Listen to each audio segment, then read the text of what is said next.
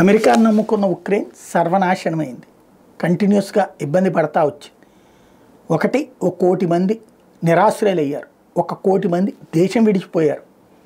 ఇంత చేస్తే ఇప్పుడు ఏ నాటో సభ్యత్వం కోసమైతే ఇంత త్యాగం చేసుకుందో ఇప్పుడు ఆ నాటోలో సభ్యత్వం ఇప్పించే ఉద్దేశం మాకేమీ లేదని తేల్చి చెప్పింది. ఇంతకుముందు బైడెన్ కాస్త కథన్నా నడిపాడు. ఇప్పుడు ట్రంప్ దగ్గర మొహమాటం ఏం లేదు. నాటోలో ఉక్రెయిన్ సభ్యత్వం ఇచ్చే ప్రసక్తే లేదని తేల్చి చెప్పాడు. పైగా మేము ఇచ్చినటువంటి బిలియన్ల కొద్ది డాలర్లు తిరిగి ఇవ్వమన్నాడు. యుద్ధం చేసింది వీళ్ళ కోసం, కానీ వీళ్ళ డబ్బులు తిరిగి ఇవ్వమన్నాడు. బూడిదలో పోసిన పన్నీరుని ఎట్టా తీస్తాం స్వామి అని అడిగితే అట్టయితే దానికి బదులుగా మీ దేశంలో ఉన్న సహజ వనరులు మాకు ఇచ్చేయన్నాడు. 5,000 బిలియన్ డాలర్లు ఇప్పుడు అక్కడి నుంచి రికవర్ చేసుకుంటుంది అమెరికా. అంటే అదొక షాక్.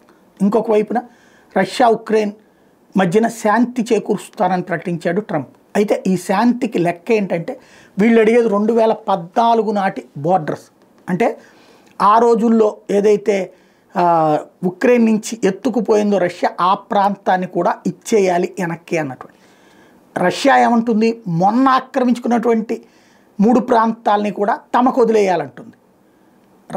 ఉక్రెయిన్ మాటనైతే తోసిపుచ్చారు. 2014 నాటి బోర్డర్స్ ప్రసక్తే లేదని.